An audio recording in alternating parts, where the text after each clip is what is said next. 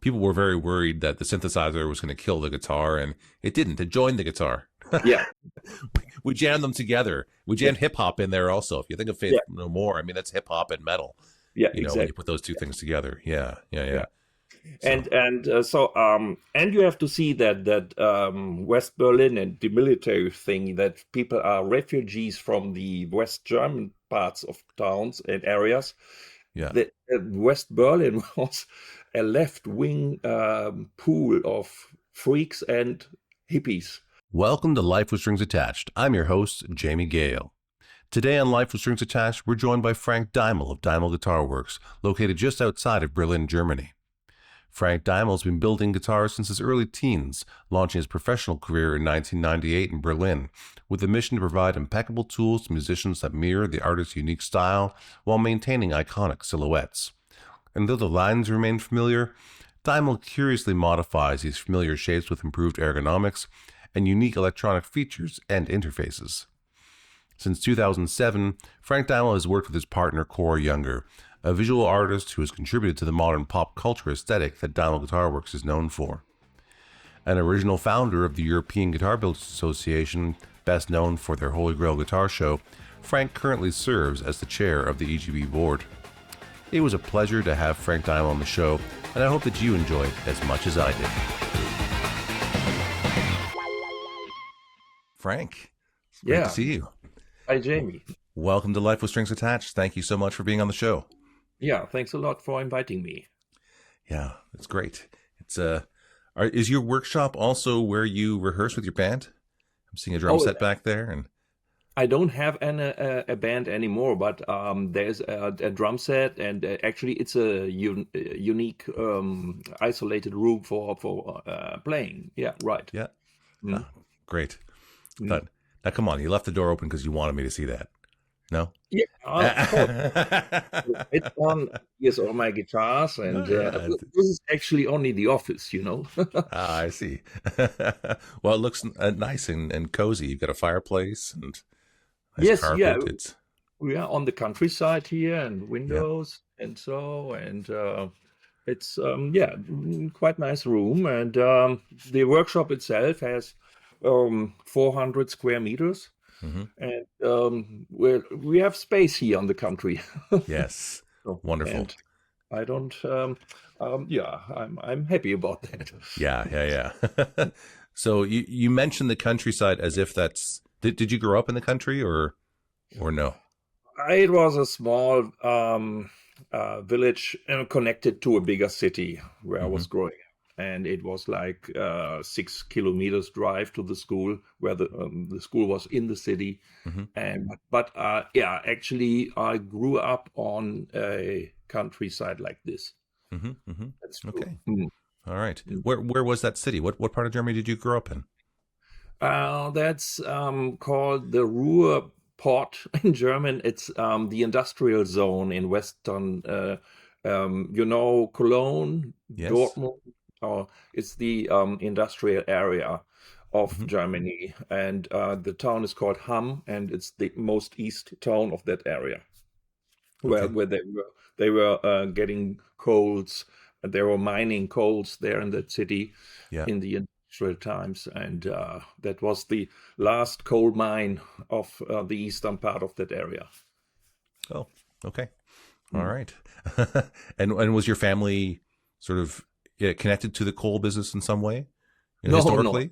No. not at all. No, no. Uh, Um, Historically, well, my grandfather from the mother side, he was a gardener, hmm and from my father's side, he was having a milk production, cheese and milk. hmm hmm And but my father, he was a dental worker. He had a master in making teeth. I don't know the exact word in English. How Yeah. you call that? Dentist is Yeah, denture.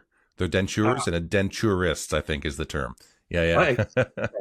thanks. Yeah, Yeah. that he was, and so he was like mechanically working in a way, of Yes. course, all the day, all the time, and he had in the best times he had like 60 employees. Wow. It was a big company. Yeah.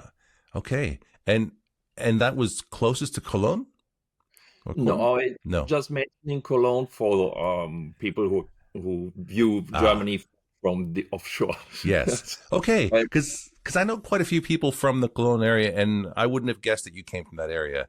They're all a little yeah, intense. They're all a little. it's a they're strong personalities, and they get very close when talking. Very intense.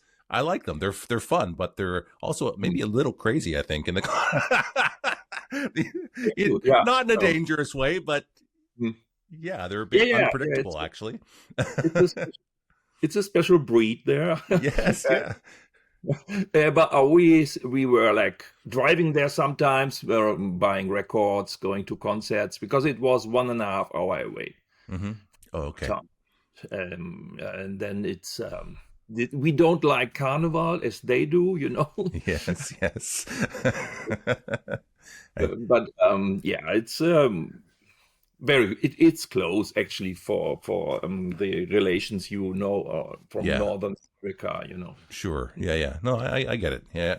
So, Mm. and when did you arrive to the? Because you're closest to Berlin now. Am I correct? Is that? Yeah, that's 1 hour east from Berlin. Yeah. Okay. Mm. So you're keeping up the pattern, roughly an hour, hour and a half from a big city. Yeah. All Right. right. I need a good distance to these great towns. So what brought you to that area? When did you move closer to Berlin? It was 8 years ago when, well, I married Cora, my wife, and we got kids, and the original apartment I was staying in Berlin, where Cora moved from Hamburg Hmm. to meet Berlin. So we said we decided to start everything in Berlin Hmm. because my business was also there, and well, my actual workshop was just in the opposite of my apartment, so and it was very close, all on a little park. Hmm. And but as you know, it's not really like much space. In the workshop was too small. The apartment was okay. It was nice for starting a family, but the kids are not getting smaller. Hmm. Hmm. So Hmm. we needed a second room for the daughter, and we thought like, yeah, where's our living room now? And so Yeah. we thought, hey, and Cora always wanted to actually live at the ocean. Mm. And I said, "Oh, me too. Actually, Mhm. I love the ocean and to live there." But so we did some research on the eastern, on the what's it called, the Baltic Sea, Mhm.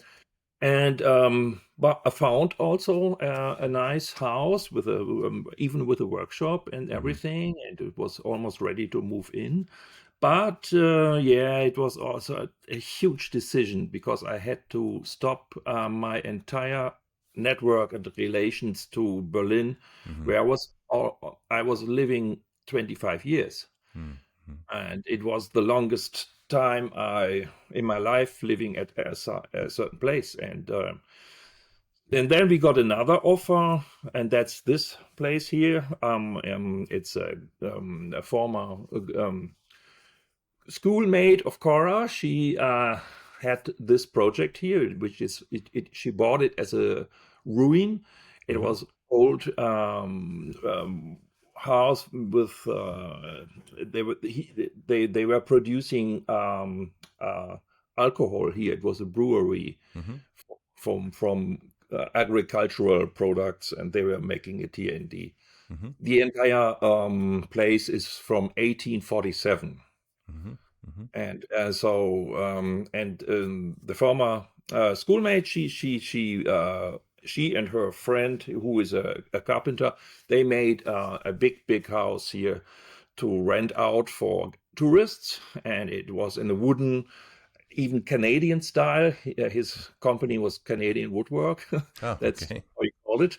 Mhm. Mhm. Mhm. Because he stayed for years in Canada, I think, for Mhm. learning how to build houses and so. And yeah, they were living here, and they were inviting us always also for a vacation or weekend. And then the guy said, hey, why don't you buy that house over there? Nobody is there since 10 years and the roof is still fine. And it's if you need something nice, and you can even rent my old workshop because I'm not using it anymore. Mm-hmm. And because he's making all the houses now with a mobile devices, they let the big pieces cut from factories, deliver them to the place, and then they only assemble it. Yes. And so he's not making the roofs himself anymore, or the beams or something. Mm-hmm. And I said, wow, that's a great opportunity, because I loved that workshop. Actually, I went in and I thought, well, if I ever would be able to work here, that would be amazing. And it became actually true. Then they said, you can rent it, we can change it towards your preferences. You can isolate it, or if you want to have a spray booth, I can build it there. And so, and we decided to do that and moved out. Wonderful. So you got the place and a carpenter to build a spray room or something else for you, because Yeah. he would build it. That's great. Exactly. Wonderful. So, And he just asked me what I need, and where do I need some power, where do I need lights, where do I need the machine, the big power for the big machines, and so on. So yeah, he did that. oh, really, really wonderful. So Frank, I'd like to get a bit of the backstory here as to, what makes Frank Deimel. As you're aware, I've always associated myself with unique world-class instruments, and I find that they come from unique world-class people and unique perspectives and experiences. And so, would you mind just briefly walking us through the core sort of moments in your life, that you think that if you took those moments away, that maybe you wouldn't be the Frank Deimel today? Starting with just your family. You mentioned your father a little bit already. Where you're born, if you had any siblings, what your parents did, and then the character of Frank from a young person that shows a direct line to Frank the guitar maker. Yeah, I can do that. Let me start with one experience when I was very young. Well, actually, my mother asked me, Frank, no, you are 6 years old. What do you want to do? I want to play soccer or want to play guitar? Think about it. I said, well, soccer. Let's try that. So she applied for the soccer association there in the village. I went there, and I think I went there once or twice, and I thought, like, hey, this is a place where there are only bullies. It's a place of like rough boys, and they are fighting and yelling, and it wasn't me. I was more like a timid or shy guy. And so I said, no, Mom, that's not my thing. I don't want to do that. I want to rather drive around with my bicycle with my friends or whatever, but not soccer. And so as she said, okay, then guitar. We get you a guitar, and I apply for the music school here in the village. There was also a teacher. And so I went there for 2 years and learned the classical guitar. And the teacher, after a while, he said to me, well, Frank, you are looking too much Sesame Street, or I don't know, you're not learning anything. You're not making progress. What's wrong? I didn't understood him. Maybe my interest wasn't, or I wasn't that eager to really learn the classical guitar. I don't know.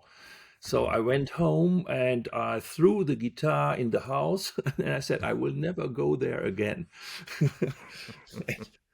The guitar had a little problem. It was broken.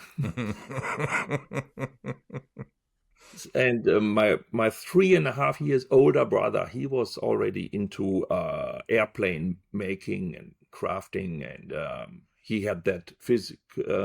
He got the gift on Christmas, where you learn how to put chemicals together, or you learn how a battery works and how to solder, and then he got interested in making aircrafts, models, ships. all these things, and he bought those books, and he was totally into electronics. And so I was more the guy looking over his shoulder, helping him, holding something, doing the gluing or doing the finishing on these kind of things. And I said to him, well, this doesn't look nice. We have to do it nicer. And so he said, yeah, then why don't you do it? So I took over the part of like how these things have to look. And I was also very strict with him when he said when he was soldering and something was spilling over on the finish. I said, "Hey, are you crazy? I mean, this looks like shit." So, Yeah. so somehow then we got older, and we did a lot of these things after school. And I didn't touch the classical guitar at all anymore, and still with that hole inside. And when my brother got older, he was also connected to the music scene in this town, which was end of 70s, and there were a lot of hippies actually, and the town was quite important because we had that big train station with 19 what's it called, rails or lines. Yeah. Tracks, we say, yeah. Tracks. And there was a lot of people changing trains to go to certain directions. So it was also a meeting point for changing drugs in that area at that time. So the town was actually, on Saturday, it was full of long-haired hippies. Like they were meeting in that town, listening to the music of the 70s. There was a festival with jazz and rock bands playing open air, in the summer.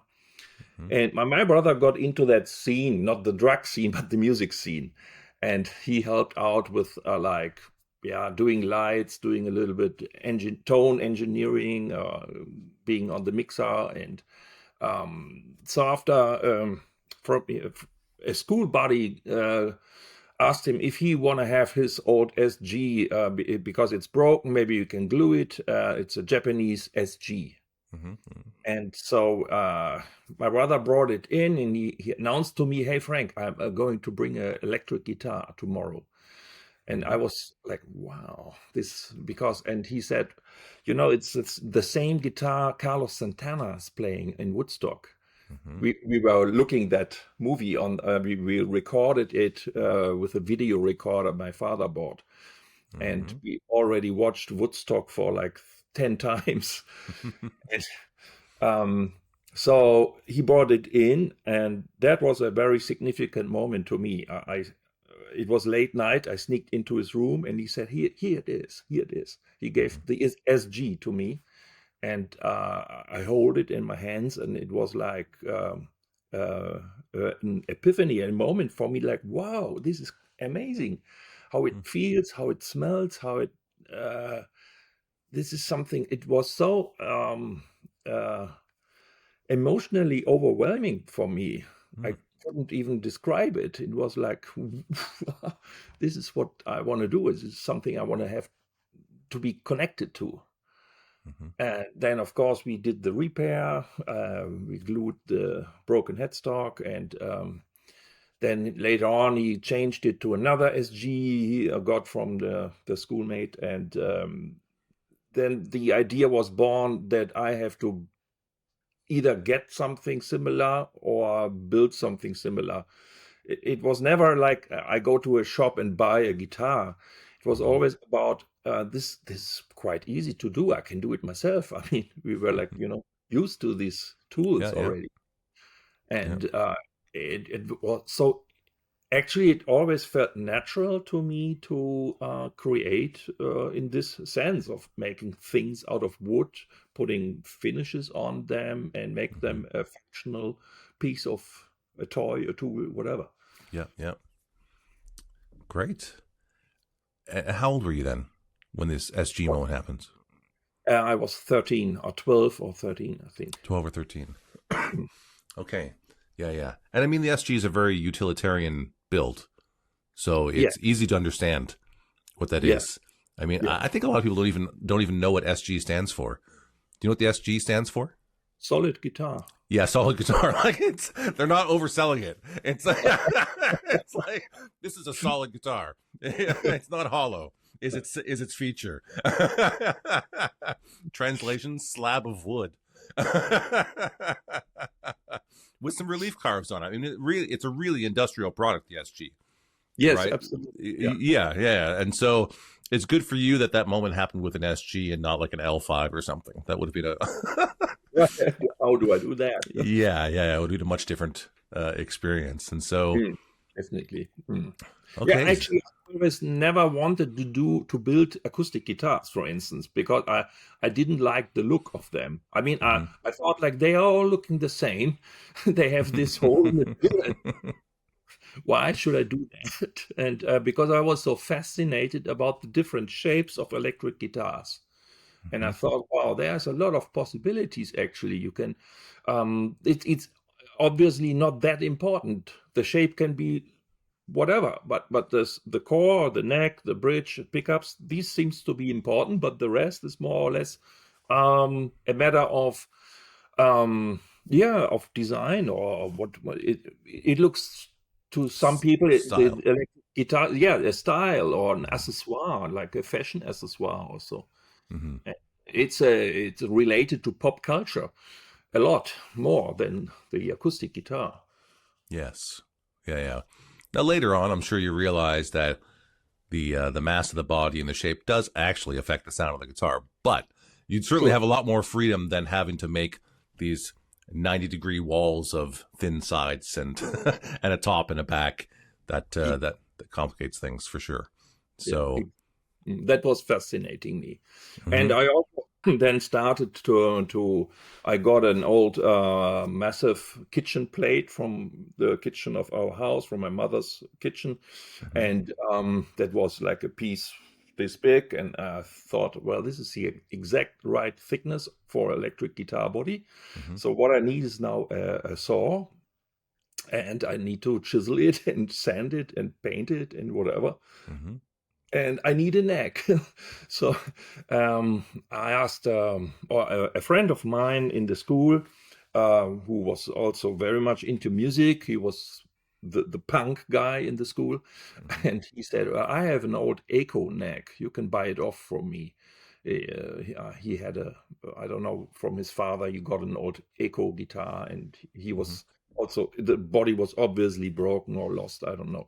So I bought that Echo neck and I mounted it to that self-made double cut junior sized body, which I was falling in love that was my first not the SG, it was rather the Les Paul double cut junior, which mhm, I really admired.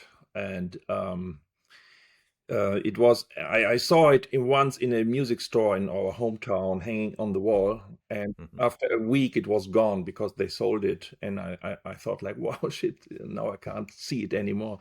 So I don't know. And then there were musicians playing it, and I really wanted this shape, and so I made this first guitar when I was 14. Okay, and you still make that shape. Yes, I There's do. one just over your left shoulder. Yes, Yeah. Yeah. I So, even have the original one. I had to buy it, and a real one. yeah. It just on eBay. I pushed the button, and I had to have it. Yeah, But it was affordable at that time. sure. Yeah. Well, that's great. Mm.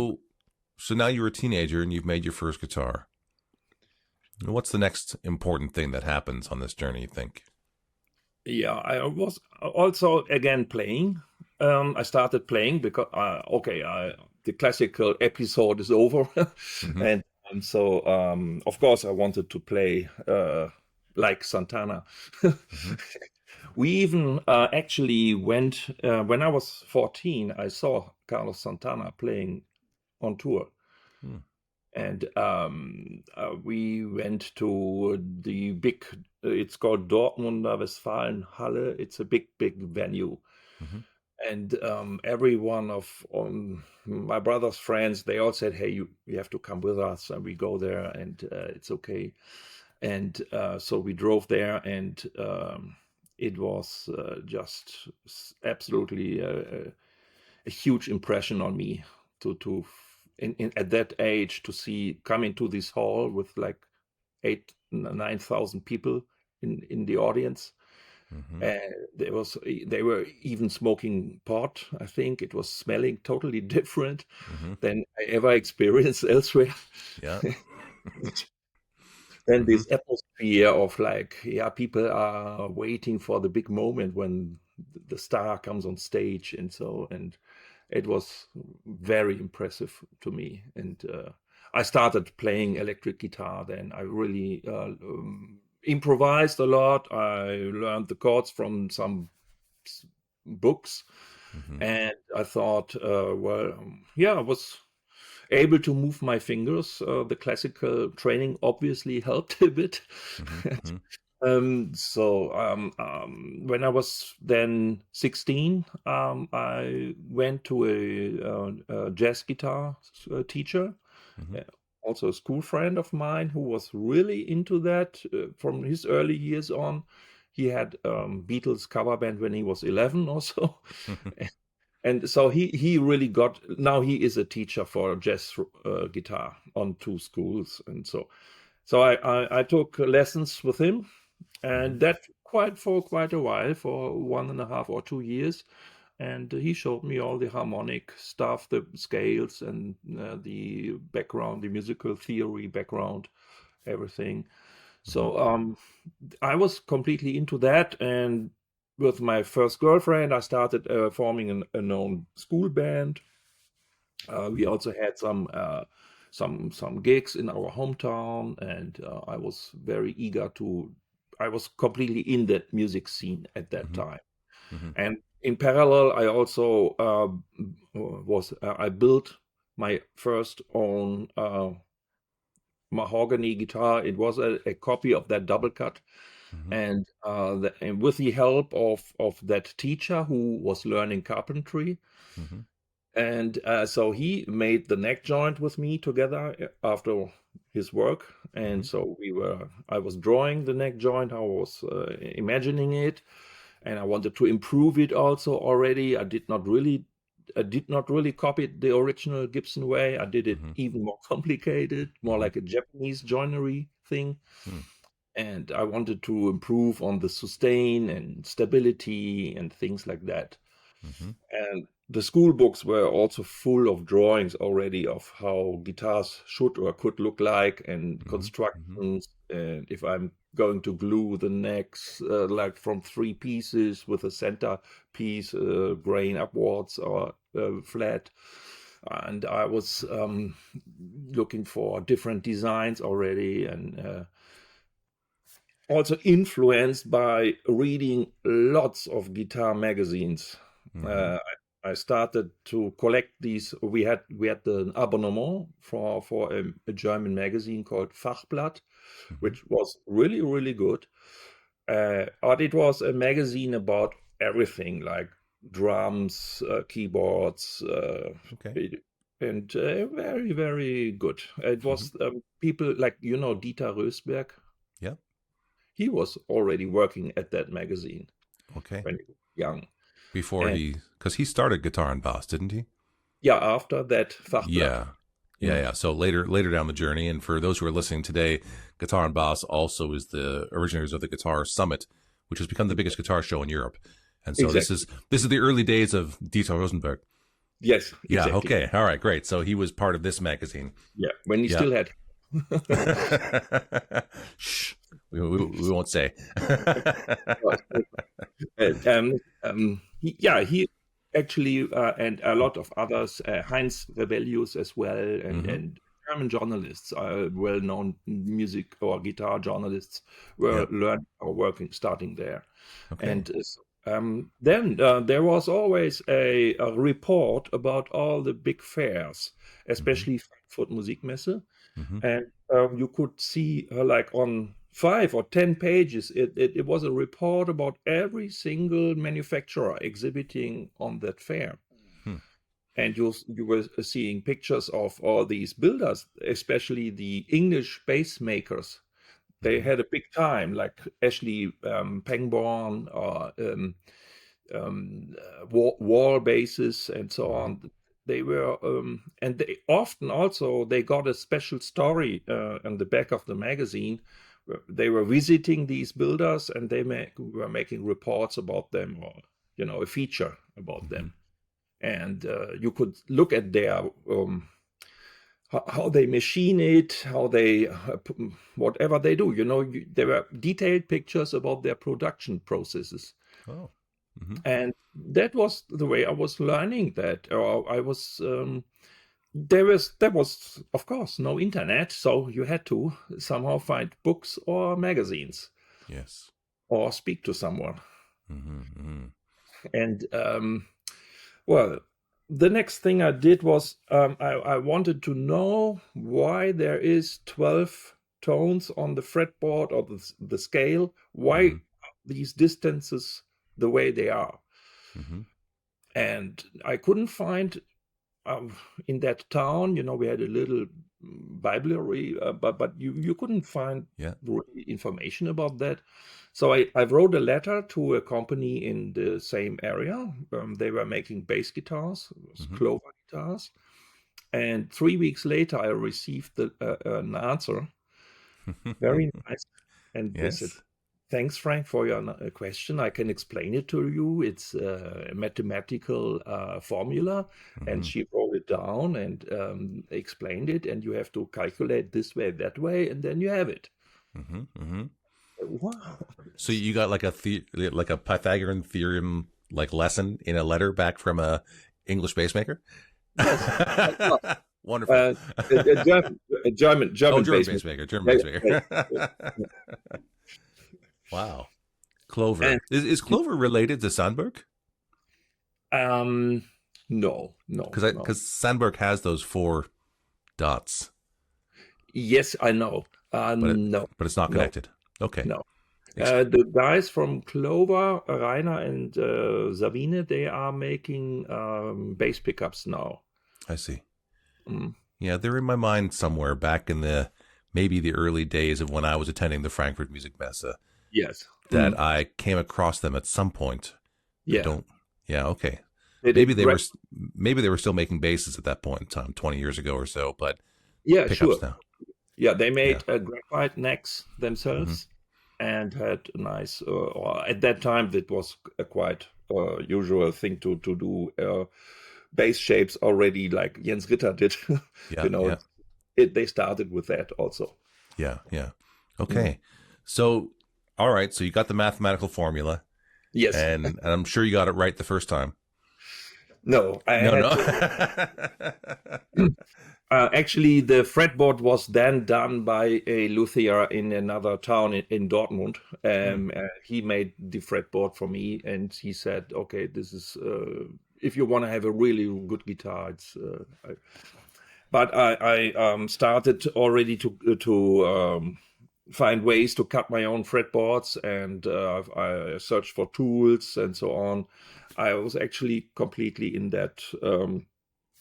In my profession, I couldn't imagine to do anything or to be interested in anything else than music and making guitars. Cedar Creek Custom Case Shop is your premier fretted instrument custom case maker, and we invite you to create a musical instrument case unlike any other, one that's unique to you. Every Cedar Creek custom case is hand-built by highly skilled craftspeople using only select woods, Prominence Forge hardware, and premium instrument-friendly materials. At Cedar Creek Custom Case Shop, we are dedicated to helping you design the case of your dreams. Find out more at cedarcreekcases.com. Are you serious about the business of guitar? Then you need to join us on Patreon. We're building a future where guitar makers are able to live prosperous lives making instruments that inspire the musical experience, which helps to create a more beautiful world. Where others who are passionate about the guitar can thrive, those who help in the promotion and resale, trade shows, writing of books and articles are supported as a valuable part of the community. A community where we explore with curiosity and encourage those around us in their endeavors. With a community effort, we can accomplish far more than we can individually. So let's be serious about your guitar business and join us on Patreon. That's patreon.com/Jamie Gale Music. We are better together, so let's do this together. I love where we've been, and I'm excited about where we're going.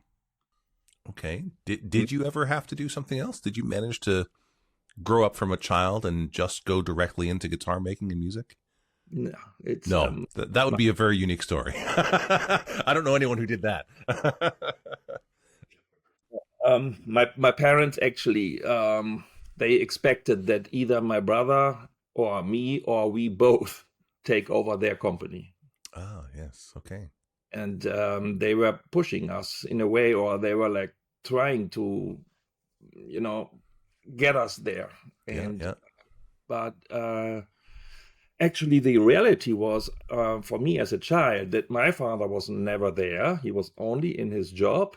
Mm-hmm. And so sometimes on weekends we went at that place to clean up or to replace some stuff there or so, or get things. Mm-hmm. So I knew the place, I knew where he was working, but I only experienced him on vacation, or maybe a half an hour in the evenings, when he was super tired and exhausted and had to and prepare for the next day, and he was up there at 7 and out and then to his shop. Yeah. So and then he, you can imagine then, and he asks you, why don't you want to do the same like me? And I said, it's not in my natural interest to make teeth. And I said no. And of course that was sort of a fight. And my brother was also totally in the music scene, and he was then, after he finished his school, he did a half-year vacation in the middle in Central America with a friend. He escaped basically from that situation. And he had long hair. My father hated long hair, and so there were like conflicts. Yeah. Oh, you really had that classic relationship of your generation. I mean, there's so many stories and movies made about this scenario. The father who came probably out of the war where things were really tough. They made a success. They made a big company, and they don't understand why the kids don't want to do that. They want to pass on the generational wealth. Hey, I turned us from, I don't know if he was a peasant, but turned us from peasant to king, theoretically, and why don't you want to be the successive king is that sort of story, right? And many people, the whole long-haired hippie kid who doesn't want to be like dad. I mean, this is the story of rock and roll. Yeah. And you lived exactly that. Okay. Absolutely. I mean, it was a wealthy home. We didn't suffer at all, but we had also a lot of freedom, and that was the reason why we were developing our hobbies, and we had space. It was a big house. We had a big garden. We could do what we want. And I always felt like a bit like I felt bad that I was not living according to their expectations. And we were like protesting. And also there was a time when they wanted us to go to church on Sundays. And we got out our most ugliest jeans trousers with the biggest holes in it and said, we are ready to go to church, Dad. And he, get that trousers off. And after a while, my mother said, well, I'm getting sick in church. All this smoke when they are waving this stuff. I don't want to go there anymore. And my father, well, then we don't go anymore to church. And he stopped going to church. Okay. Wow. So yeah, it was end of 70s and or mid 70s, beginning of 80s that time. Yes. Yeah. The big transition. Yeah. That's remarkable, because there's a conversation on the poverty side about the benefits of generational wealth, and that that impoverished people are not accumulating wealth to pass to the next generation. They're at a disadvantage because of it. But here you are in the exact opposite situation, where you have the wealth and reject it to, or you had the potential for the wealth. Let's say, I don't know that you necessarily got any of the wealth, but you had the potential for it, and you rejected what it would take to have that life, to sustain that life. Yeah, I couldn't imagine to be happy to step into that, in those shoes. In it would have been a huge lie to myself. Yeah. And I would have been forced, or felt like somebody pressed me into that life. I would have been very unhappy. Yeah. I guess. And I couldn't imagine in my head to make that move, to say, okay, yeah, fine, I make teeth, no problem. And I even did. He asked me, well, Frank, why don't you can't judge it because you haven't tried it, which was a good argument. And I said, you're right. Sure. Yeah. And then I started in his company. I did what do you do, the what's it called, the first steps when you are learning, you are doing an apprenticeship. Sure. Apprenticeship, but it was it's a craft. You have to learn it. You have to go to a craft school. You have to you get paid money. Then you get a salary already. Okay, so some sort of training. Training. 3 years. Yeah. It's 3 years, and then you are ready to work in that job. And from there, so they asked me to do that, and okay. I said, okay, I do it.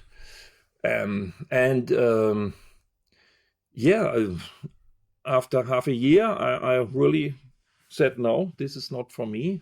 And that was the time I was also with my first girlfriend, and I knew my brother was already living in Berlin. And so I decided to move to Berlin with my girlfriend, sort of to escape out of that situation also. And how old are you at this point? Then I was 18. 18. Yeah. Or 19, I think. Yeah, between. So yeah, 18, 19. Yeah, at this stage, you're a man. At least in your generation, men are 30 now when you become a man. But in many places, it's very different, right?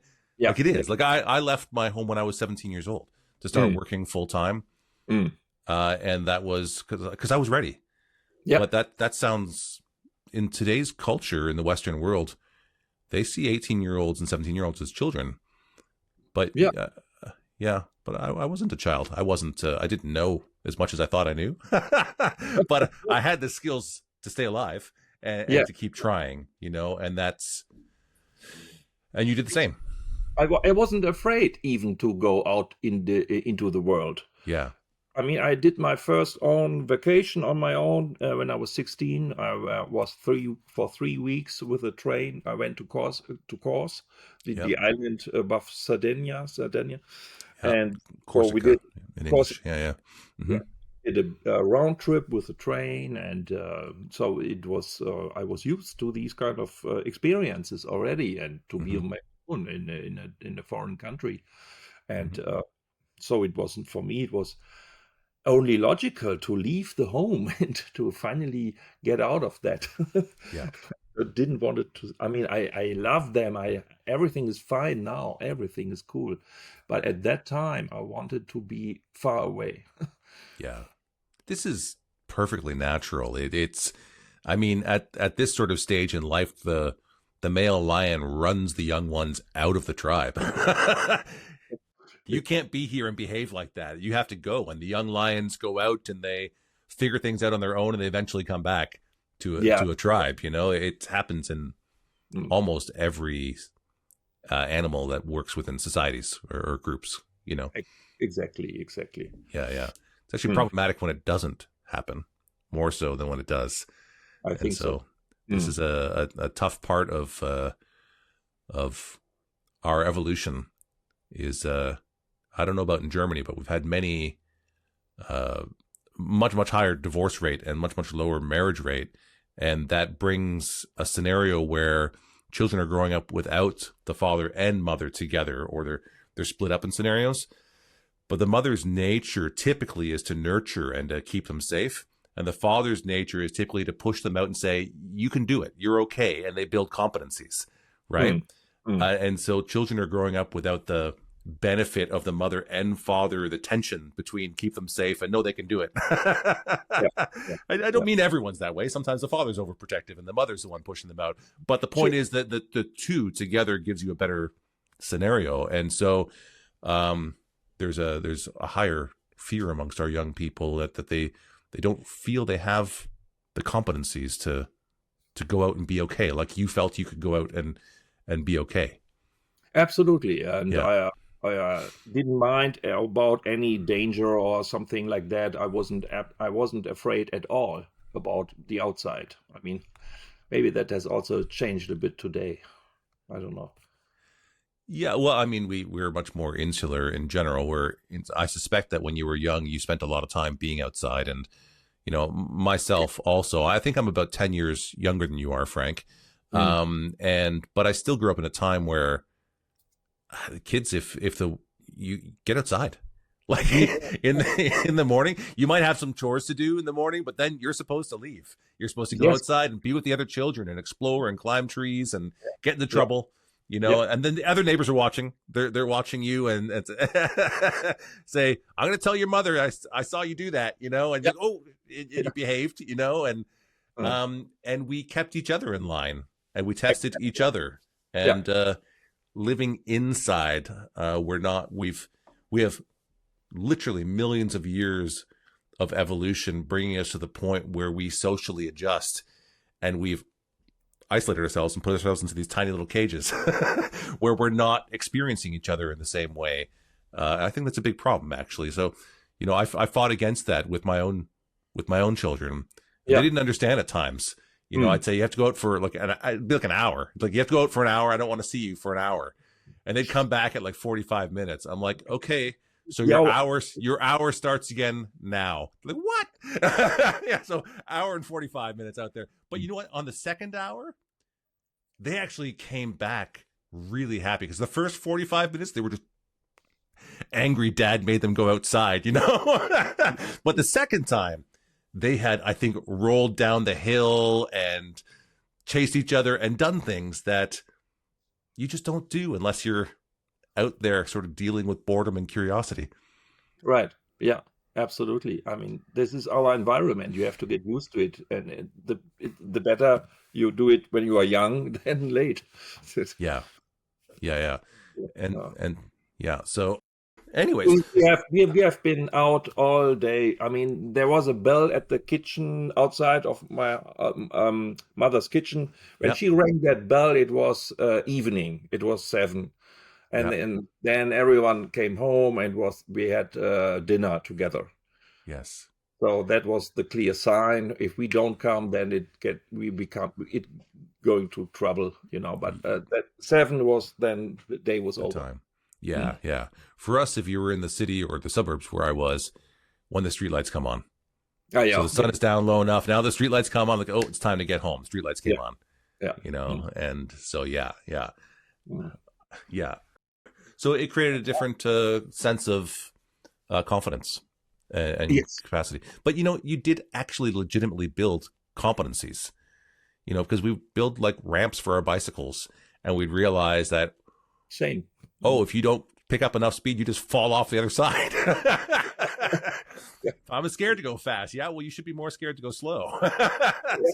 You fall off and you scrape your knee and you cry and your mom cleans it up, puts a Band-Aid on and sends you back outside. And you try it again, you know? We had also these bicycles, which were like foldable bicycles. And these were like small bicycles. They had small wheels and we took everything off what is not needed and made these, they were like self-made BMX bikes. Okay, BMX was not available in Germany at that time. I have seen it in a magazine, like there were pictures from a US BMX race, and I thought, wow, how cool is that? Yes.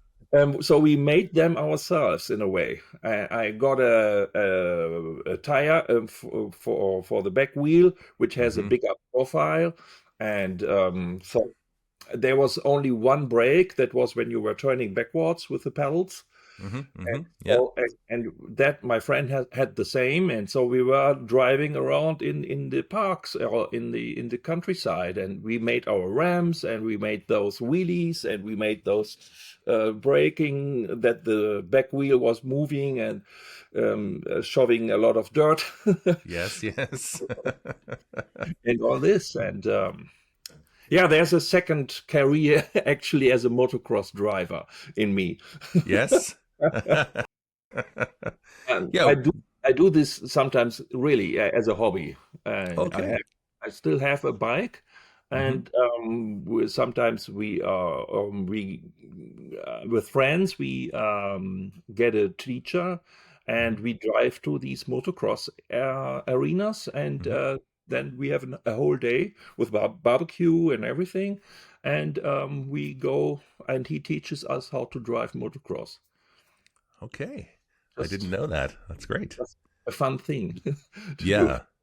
from all these, doing and working and Yeah. precise. And so it's a, Yes. Yeah, that's really wonderful, and and yeah, ripping your bike apart, rebuilding it, doing things like that. That's a, you know, I go back one generation, and my father was a proper peasant in a fishing village with no roads, mm, like really in very far removed. It was like 100 years previous in the city, but my father grew up that way in a very remote place, and he had the only bicycle in the village, but he didn't have any tires, so he tied a rope around them, and so every one rotation there was a knot, and he'd so he'd like bump every single rotation on the bicycle. another great experience. And he was the envy of the village for having the bicycle, You're because no one sure? else had one. Yeah, absolutely. Huh. Yeah, yeah, yeah. Completely different. Yeah. They had nothing, but they all talk about being so happy during that time. Yeah, and I can't complain either. I mean, it was Yeah. a beautiful childhood, despite of that expectations of my parents to Yeah. become a professional teeth or denturist. Yeah. Mm. Yeah. I mean, your parents' defense, they thought they were building a nice and, yeah, a good life, for you. And you say, well, it was a good life. You didn't have any concerns about those things growing up and such. And, Mm. the world changed very fast during that time. Mm. I saw a couple of Indian businessmen talking. It seemed to be that they were at some sort of work fair or something of the sort, and the one was talking about the challenges he's having hiring people, and the one who was there, I guess, as an advisor or consulting of some of the sort, said, no, no, no, you're never going to get them to do that. He said, listen, your parents, they worked so that you had like a food, or your grandparents, said they worked so they had food and a house. Like literally, they needed food and a house. That wasn't a given. You had to work really hard for that. Yeah. And so they worked hard to get a house, to pay for it, to make sure you were fed. And that was the best thing they could accomplish. The next generation said, okay, we've got the food and the house taken care of. Now you need to be educated. And they pushed really hard on everyone going to finishing high school, college, university, whatever it happened to be. Now you need the education. He says, well, now you can learn programming on YouTube. Right. And so, there's you don't need to go somewhere to get the information if you know how to learn. And so now what people want is lifestyle. The young people just want a life they want to live. They're not worried about food. They're not worried about the house. They're not worried about the education, information. They're all educated sufficiently, or at least have access to education. It's not held away. It's not something that's way up there that you have to work really hard to get anymore. Mm. And so now we're just looking for a quality of life. Mm. And so we have to work that into our into our business models. If you need employees, the people who were working for your dad, those 60 employees, had a very different idea as to what was a reasonable exchange than you would asking Yeah. somebody today.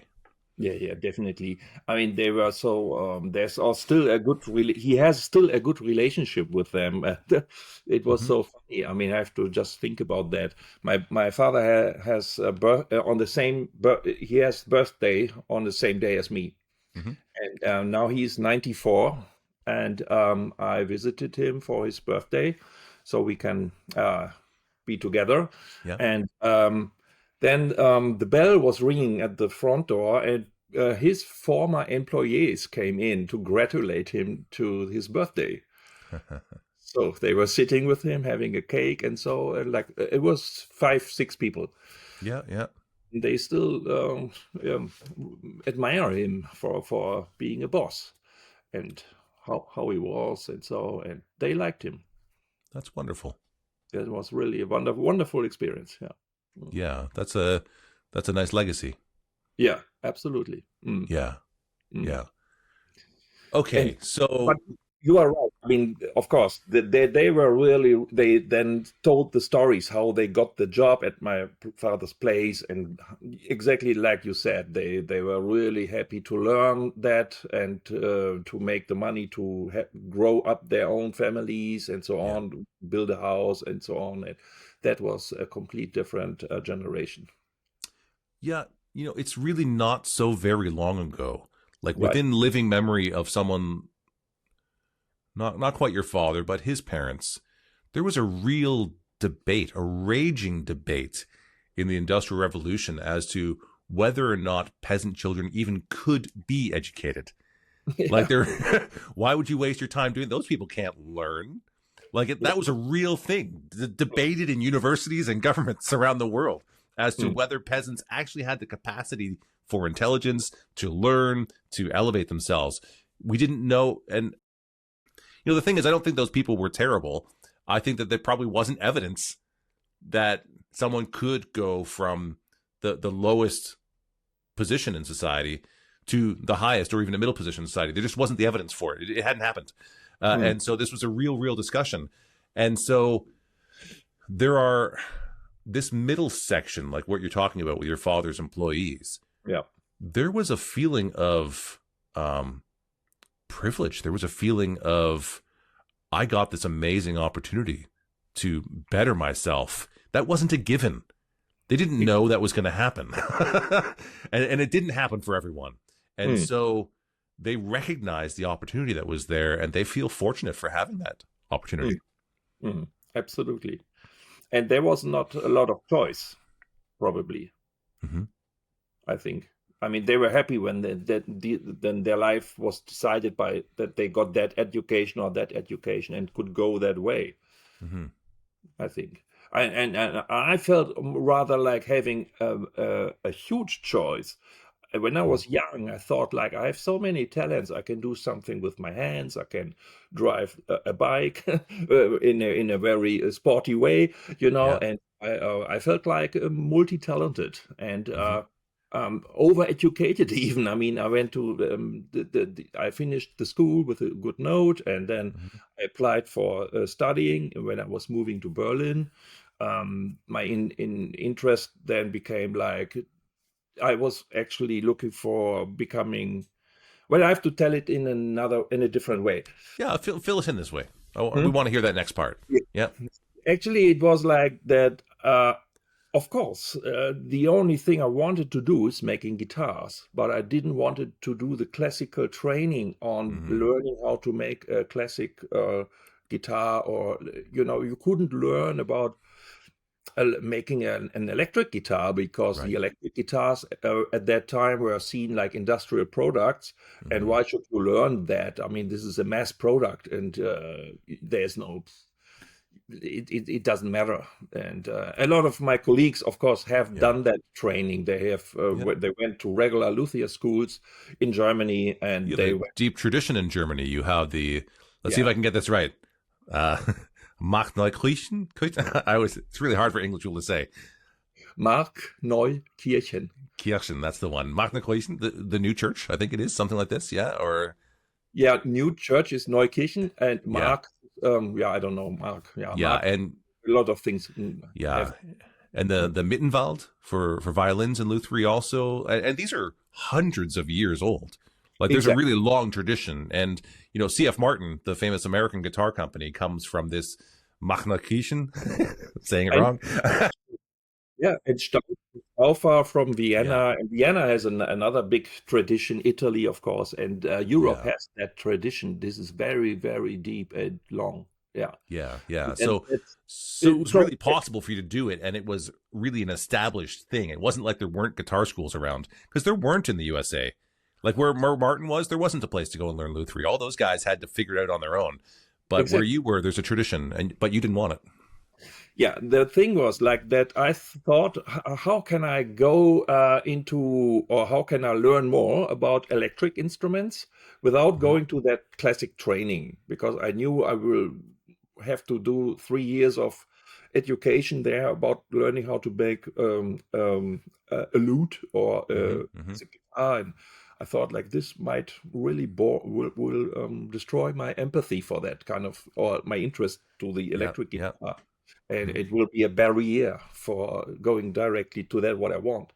Mm-hmm. And so I applied before I went to Berlin. Actually, I applied for apprenticeships at electric guitar companies, factories in Germany.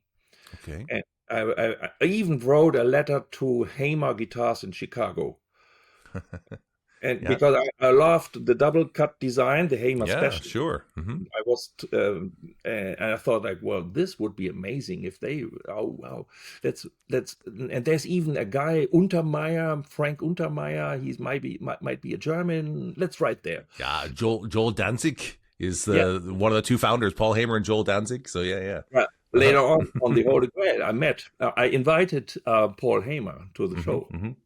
Well, that's later on. But at that Yeah. time, yeah, I simply wrote letters, and I received the answers Mm-hmm. from all of them, and the Germans all said we can't help you. Sorry, and also Hamer wrote back a nice letter. They were really sorry because I have sent them already pictures of guitars I worked on and I designed and so. Mm-hmm. And they said they can only offer me something for free without. It's an unpaid apprenticeship, and Yeah.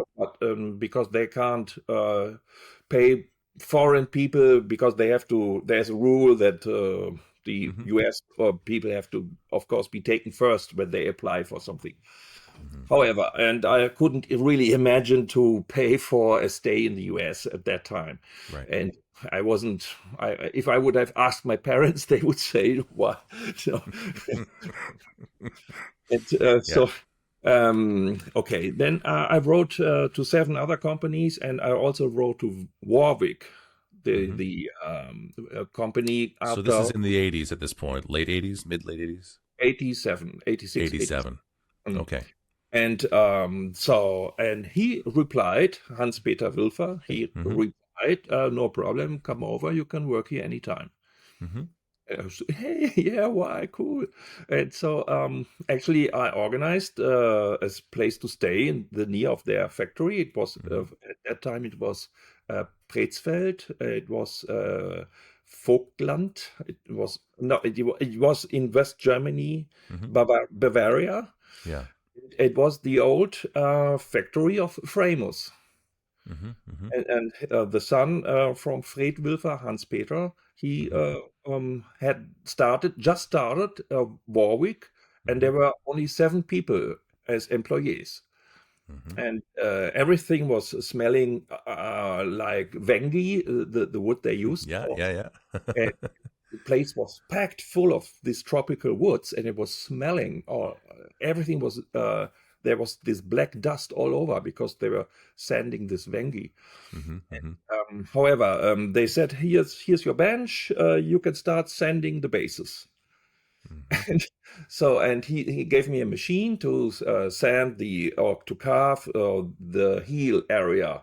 It was rough cut, pre-cut, or chiseled from someone else, and Mm-hmm. they gave it to me, and I should do a smooth heel from neck to body. Mm-hmm. And this was what I was doing all the time Mm-hmm. for 3 weeks. I mean, the entire thing was Mm-hmm. 3 weeks, and Mm-hmm. but I got shown to all the areas, to the guy who's doing the pickup routings. There was a woman doing the glue up of the bodies, the side to side through the neck through construction. Mm-hmm. And they had these typical carpentry machineries, big size machineries. Mm-hmm. And funny story is that this old guy in the back, he had an own corner, very closed, and he was doing all the routes from the cavity, pickup cavity, electronic cavity, and the precision work, actually. And he was a former employee from Framers. Mm-hmm. Mm-hmm. And she was the Hans Peters of mother, the wife of Framers, Fred. He was also still there in the office doing the bookkeeping. Mm-hmm. And then after a while, the old guy said, well, why is this young guy here working with us? Is he a spy from another company? And they were like thinking that I was only there to find out how they make the instruments. Oh, were you asking a lot of questions? Yeah, Probably. Sure. I was looking into every corner, I was so naturally interested in how they make it and what parts they have and so. And he thought like, well, yeah, I'm a Sand spy from another company. Yeah, yeah. This can happen in the, I'm gonna sound like a jerk here, in the blue collar scenarios. We say, does this make sense to you? The factory workers. Yeah. I had this experience. I worked in a tool and die shop when I was young. I had many sort of factory and warehouse sort of jobs in my first years. I started working during a recession, which meant a lot of short-term work. And I remember getting into a job and I was working a punch press operation. And I just was a musician. I had a good rhythm. I had a Walkman on. I'd take a piece, I'd stamp it, I'd move it to the next thing. And my flow, my rhythm had things moving so quickly that I was really outpacing the two old guys that had been there forever.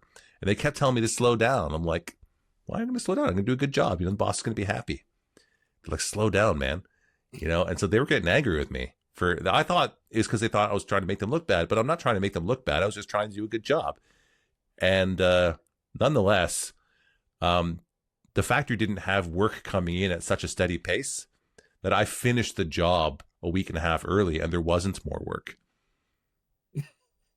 And we got laid off. I got laid off because I was the new guy, even though I had done what I thought was a good job.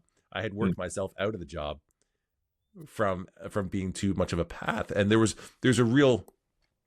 sometimes a real resistance. I worked in another place where also, because I didn't fit in, like there was a guy who wanted to take me out to the parking lot and fight me because he thought I thought I was better than the rest of them, but I just was different.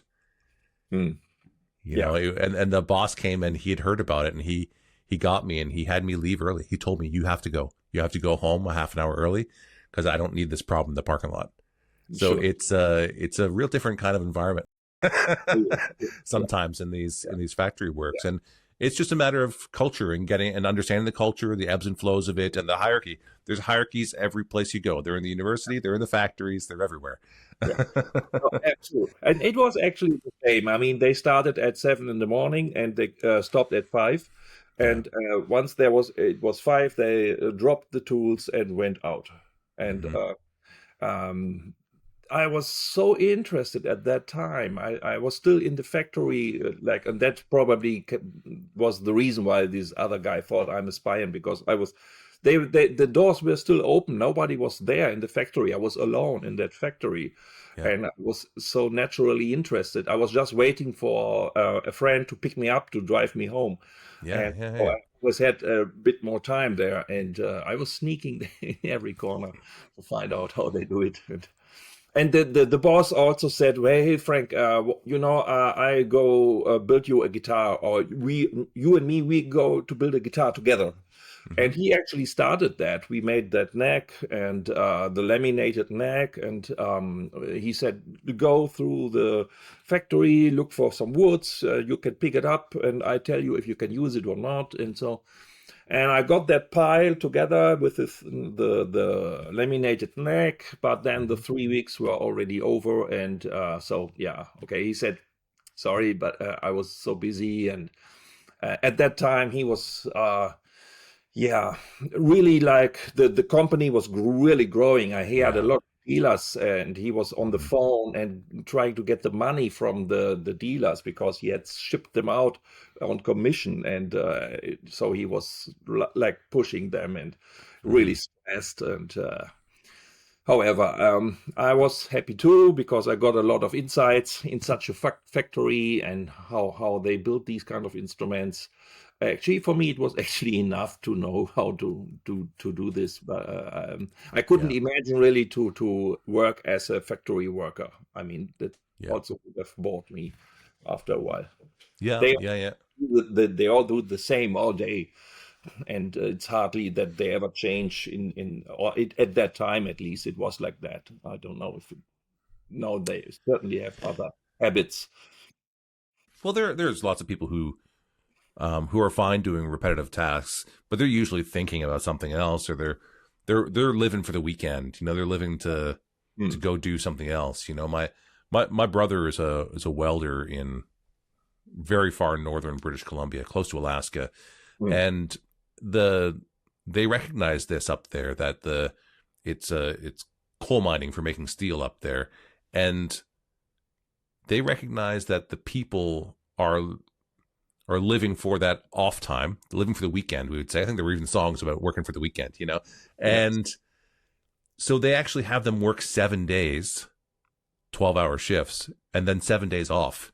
And all of those people there, they're thinking about, I'm going to go hunting next week, or I'm going to ride my motorcycle next week, or I'm going to fly to Cuba, because they also have to pay them a lot of money to do that kind of work up in the middle of nowhere.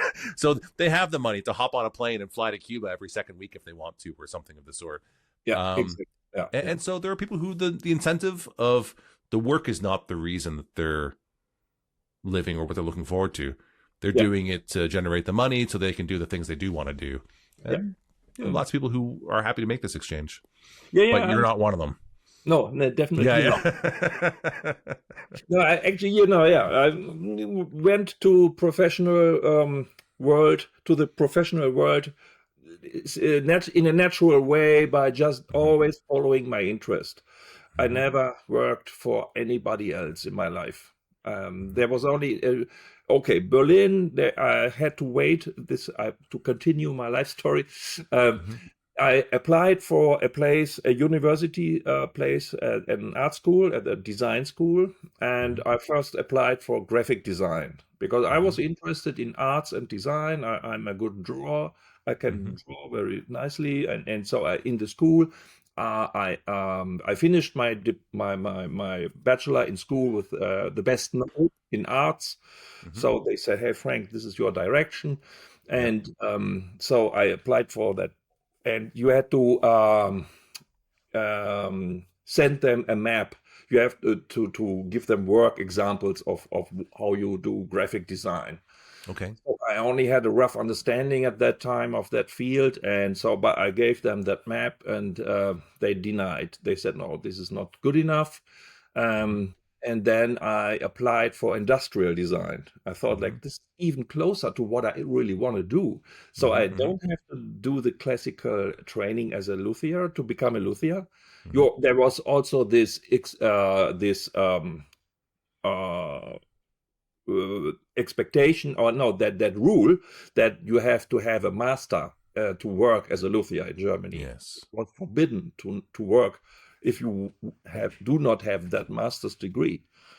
And so I thought, like, how can I find ways around that? And I also, then the study started. I don't want to brush past that for just a second here, because there are many now famous German guitar makers like Nick Huber, Jens Ritter, Uli Teufel, Tausch. All of them had this same experience where it was actually almost illegal to decide to make and sell electric guitars without being a part of the guild, the historical sort of guild system where it's a bit unionized, but you had to sort of go through the system, the schooling, work under a master, or else you weren't allowed to. And for those of us who come from the new world, as we still call it, Canada, the USA and such. That's unthinkable to us. What do you mean you were not allowed to? We can do whatever the fuck we want, is is the way we think. Yeah. And you guys really were kind of flying under the radar a little bit because there were laws against it. Absolutely. I mean, Yeah. and if someone is thinking bad about you, he could have Reported you. reported you, actually. And that happened once in Berlin with other colleagues, actually. So yeah, that was the way. And if you wanted to really simply create electrical instruments, guitars, basses, you had to find a way around that. And my idea was, and actually I did it that way, when I got my official, we call it Gewerbeschein, the trade, there's a trade registry for what you do in your business license or something. Yeah. Yeah. Okay. Yeah. License. And so I wrote, they asked me, what do you want to do? I said, it's development and design of electrical guitars and prototypes. And trading with parts. Yes. Okay. That was how I framed it, how I said it. And that worked for quite a good time. Now I'm accepted as a craftsperson. I can even train others now because the time is over of the rule is not anymore. But at that time, it worked this way. So I was more like an official prototype designer of electrical guitars. And actually, I never produced more guitars of one type. They are prototypes, actually, always. When you are building a guitar for someone and you are not repeating that model, it's a prototype. And right. So it wasn't really untrue or so. However, and I, to go back to the logical order of my biography, the industrial design, I applied there too. And the first time they also said, no, thanks, Frank, you are not good enough yet. And you have to apply again, but please try. And I did. And so there was a lot of waiting time between another year for the next application. So I did an apprenticeship for restore old furniture. Okay. There was a carpenterist in the middle of Berlin, an old building, and they were simply restoring old Berliner or English type of furniture, like mahogany tables, whatever. And we were gluing up the parts, sanding off the shellac, do new shellac, and so on. Yeah. And I actually did that for 2 years until they in the university gave me a slot. They said, "Hey, great, you are accepted now as a student for industrial design." What time is this? What year is this now? That's this is already 19. It's either 89 or 1991. This is and you're in Berlin. I was already moved. I was in Berlin. I moved to Berlin 88, end of 88. This is a very important moment in world history and German history to be in Berlin at this time. This is the time where the reunification of the East and West happened, right? I moved to Berlin before the wall came down. Yeah. I was moving to West Berlin, to the Allied status, the Allied. Yes, the Allied state. Yeah. And also because I was escaping from the military at that time. That was possible because Berlin and the West Berlin wasn't Germany. Oh. It belonged to the US, France, UK, and Russia.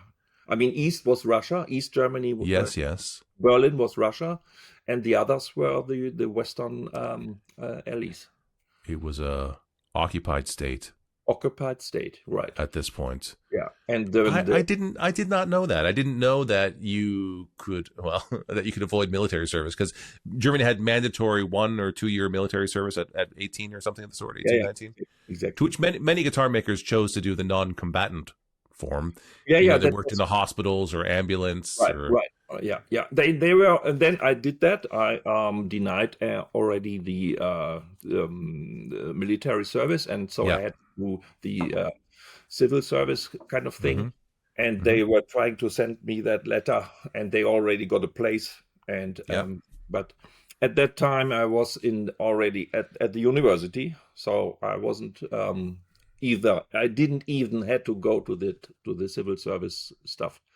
Right. Right. It was so there was a lot of things changing all the time. Yeah. Yeah. Yeah. Yeah. The wall So, came down, the situation changed, and well, because there's something somewhat missing from your story for me so far.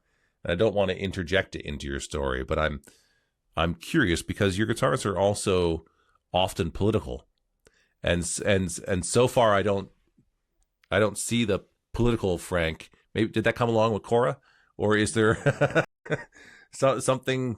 Your guitars make a lot of sense mechanically, structurally. The fact that you make the Les Paul Junior so often and such. I mean that makes a lot of sense to me, and the fact that you tinker with hardware and different aspects of it, you can structure that right back to your early childhood. To 8 years old or so, and so I yeah, think that's really interesting. yeah, But also there is a nonconformist, which is here already, the nonconformist, but there's a nonconformist and politicking, which I associate with Deimel guitars, which has not yet arisen in your story. And mm. so to see you in Berlin here, maybe I'm jumping ahead, but Well, we're actually, for me, it's I try to explain or to figure out myself how it became this kind of notion to our guitars. yeah. Actually, yes. I mean, um, when I was 18, 19, 20, I was also listening, especially when I was moving to Berlin. We were listening to a lot of independent music, punk music, alternative rock, Hmm. even hard rock, metal music, and we were going to lots of bands. I mean, Berlin at that time was amazing for this kind of experiences. All these well-known bands like Nirvana, they were playing for 80 people in a small club at that Hmm. time. I Hmm. have seen Red Hot Chili Peppers playing for 60 people. And then we saw all these um, Sonic Youth, whatever you name it, and Yeah. Melvins, Pavement, all these kind of bands. They were permanently on tour and playing Berlin, of course. Hmm. Hmm. They also played the area where I was living. There Hmm. was already this kind of scene in places like Cologne, or there were these kind of clubs. Yeah. Also near to our hometown, there was some place, and then Berlin was the big scene. I mean, Einstürzende Neubauten, Iggy Pop. We saw Iggy Pop. I saw Nina Hagen. Hmm. All these kind of bands. They were permanently playing in Berlin, and Yes. I loved this, and I also played in a band then with my brother. Yeah. I started a band. There was a Berliner guitarist asking for a bass player, and I can also play bass, so Hmm. I Hmm. joined them, and they were looking for a guitarist, so they asked my brother, Yeah. and then we formed a band, and the music we played was actually industrial metal, Hmm. and we made a record. We went on tour. We Hmm. played in Czechoslovakia, in Finland, Germany, and we even played in Russia. Hmm. We once had a invitation to stay 2 weeks in St. Petersburg, and Great. so we did all that, and that Hmm. was definitely our singer looked like a punk guy. He had dreadlocks and blonde Hmm. and snake trousers and whatever, Hmm. Hmm. and so it was really like the rough guys. We are playing Hmm. Hmm. industrial metal, and we were influenced by Faith No More, Ministry, Tech Ed, and we Hmm. liked all this, yeah, really raw and 90s style Yeah. music, Yeah. the early 90s, and already mixed with electronic Yeah. beats. Yeah. Yeah. So KM, FDM, and so this kind of stuff, and Yeah. front 242, and sometimes guitar, sometimes not, and Yeah. it was very the crossover time actually also. Yeah, this is a big time of synthesis. People were very worried that the synthesizer was going to kill the guitar, and it didn't. It joined the guitar. Yeah, We jammed them together. We yeah, jammed hip hop in there also. If you think of Faith yeah, No More, I mean that's hip hop and metal. yeah, When you exactly. put those two things together. Yeah, yeah, Yeah. yeah. So And you have to see that West Berlin and the military thing, that people are refugees from the West German parts of towns and areas. yeah, The West Berlin was a left-wing pool of freaks and hippies. yeah. I mean, especially the town Kreuzberg, which is the area of directly at the wall. Hmm. That was almost. That was the hot spot of the left Yeah, wing scenery yeah. in Germany. Just taunting the communists with everything you hate about us. Just like Yeah, right here, partying on the other side of the wall. The most extreme of Western culture, yeah, right yeah, there. Yeah, yeah. yeah, So everything was who was against atomic bombs, and everyone who was against right wing politics. yeah. That was the point, the place Was to right be. there. Yeah, So yeah, when we talk about how political things are influencing me and my how I see things or my points of view were yeah, definitely influenced uh, quite radically at that time in Berlin. yeah, yeah. Uh, Cedar Creek Custom Case Shop is your premier fretted instrument custom case maker, and we invite you to create a musical instrument case unlike any other, one that's unique to you.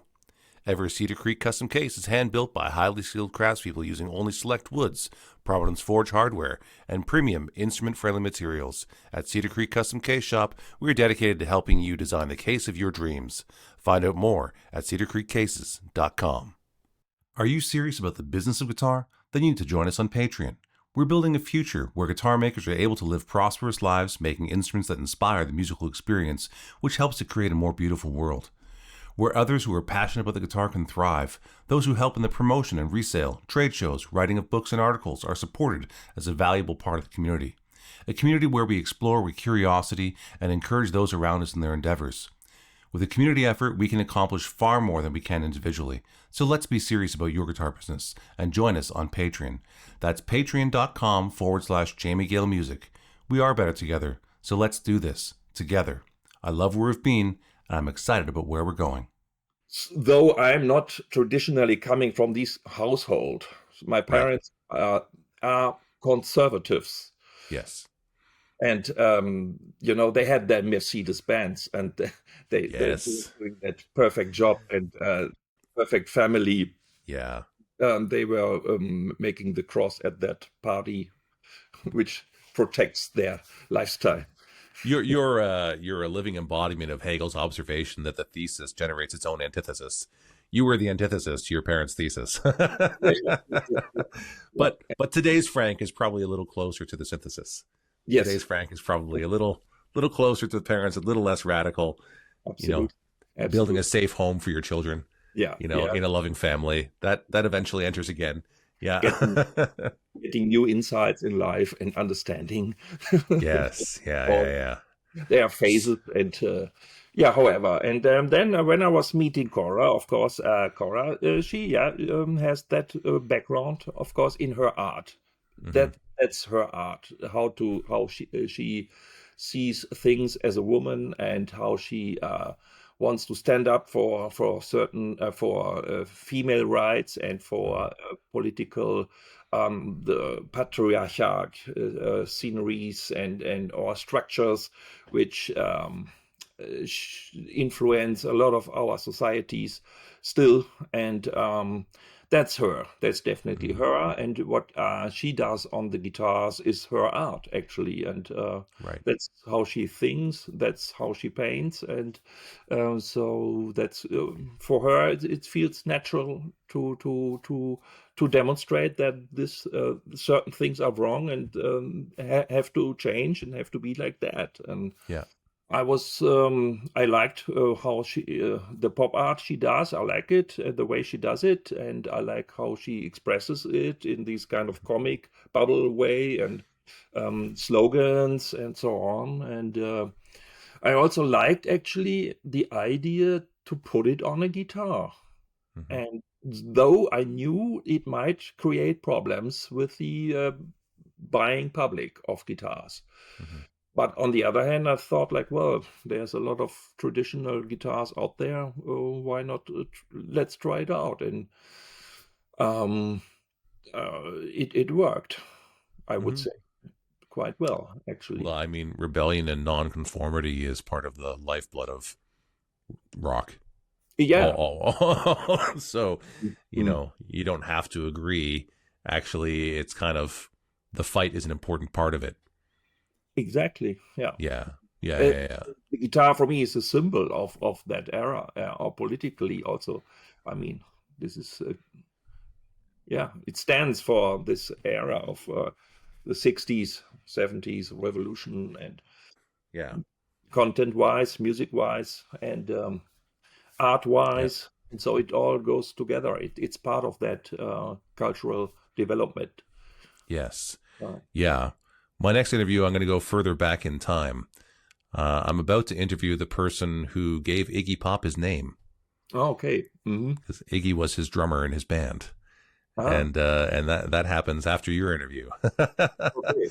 Okay. the famous Dan Earlywine, who I'm sure you probably learned something from at some point in time. Okay, cool. I know him. Yeah, cool. Yeah, yeah, yeah. And so he's celebrating 55 years Mm. as a guitar maker this You next can year. tell him that I was living in a street in Berlin where he was working when he was staying in Berlin.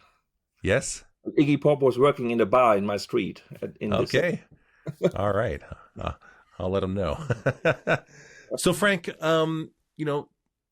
it's been great getting to know you and a bit of your history here with your instruments. Is there some topic that you were hoping that we would discuss today that if I were a better interview, I might have brought up? Yeah, maybe. Yeah, I would love to talk about the way I see the guitar. I mean, Mm-hmm. we of course build. Well, my I can talk a bit about my approach. Mm-hmm. Um, if you see the work we do from the outside, you think, okay, these are sort of like retro style guitars sitting somewhere between the style of the big brands. And I think Uli Teufel called it reenactment once, or Yep. he has that word for it. Mm-hmm. And I absolutely agree that that is the how I would love to see a good electric guitar, because Mm-hmm. I think that, or that was always my belief, at least in the early years when I was starting or my business. Maybe it's changing now, but it was my belief that I have to get the people there where they are coming from. Yeah. So if I'm going to build a triangular guitar or whatever, I don't know, they might not buy it. Mm-hmm. So it was also a certain, I was kind of afraid maybe, or not Mm-hmm. sure if Yeah. people would love a guitar if it would look completely different to what is usually Right. available. Yeah. So I thought like, hey, let's do something familiar, but with your own handwriting. Mm-hmm. Mm-hmm. And on top of that, I was becoming very curious, especially when we started the offset series like the Firestar and the Blue Star, Yeah. to create something which is more on the experimental side. Mm-hmm. And my philosophy is that I think all those switches on these guitars, usually people are putting gaffer tape on it and they don't use it. At least, I mean, Yeah. the Yeah. guitarists I knew of in the 90s, they Right. bought these cheap offset guitars because they were cheap, Yeah. Yeah. and they ripped out everything or taped it off. Yeah. And Yeah. because they thought, what's that rhythm section? I don't know why. I can't use it. Well, yeah, just This was kind of an anti-Guitar Hero time. Exactly. right? Yeah, this was an anti-Ibanez. This was an anti-Steve Vai Yeah. kind of time. And so, yeah. I like the look of those guitars and how they see these kind of guitars and how they make music with it. Yeah. Well, it was a very impulsive, aggressive punk way Yeah. to work with guitars and to But make. it was dysfunctional music from dysfunctional people with dysfunctional instruments. Like So, it was, because the 80s were all about trying to be perfect, right? Playing yeah. better, playing faster, Mm. the makeup, the hair, the lighting, everything looked perfect, right? This was a rejection of all that. And Exactly. it was, it was embodied in the dysfunctional bastard stepson of a guitar that the Jazz Master and Mustang were to the Stratocaster and the Super Strats. Exactly. That's that my was, perspective, anyways. That was not Eric Clapton anymore. That's right. Yeah.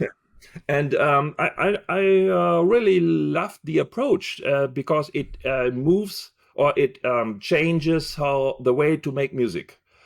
And I also understood at that point the guitar is actually a tool which can be altered in ways to support this idea that it changes also or goes into a conversation with the user to change the way to make music.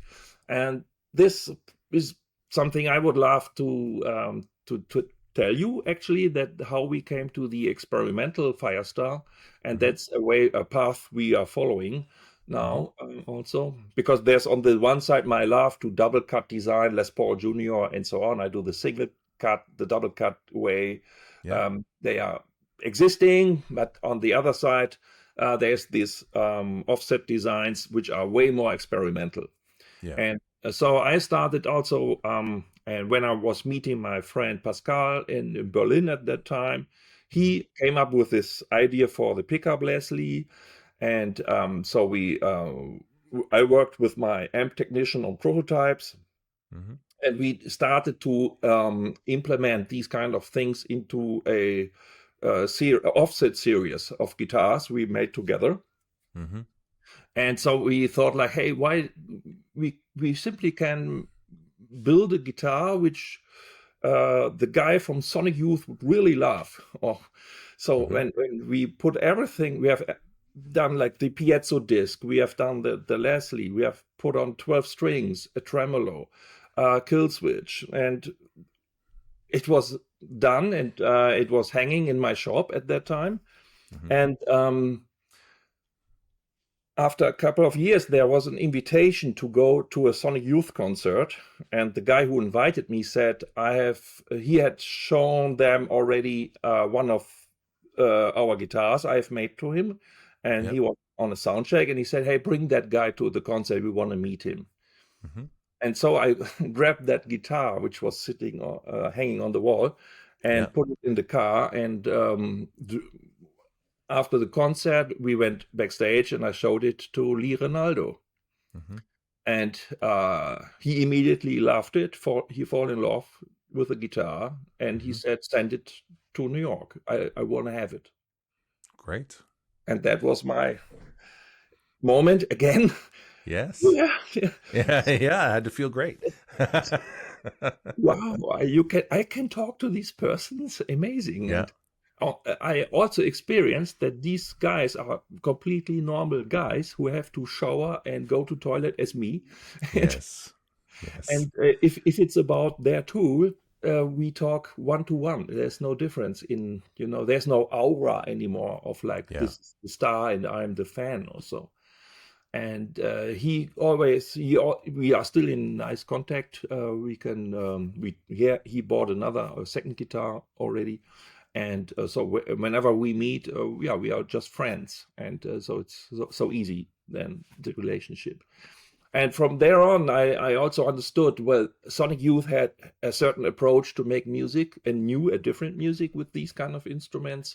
And I started to think about more of these kind of ideas. And this is the way how I actually ended up now with connecting the guitar to the synthesizer. So we are now able to have a port coming from the Leslie, which sends out CV, a voltage control, signal, so you can patch the guitar to any modular synth and vice versa. Okay.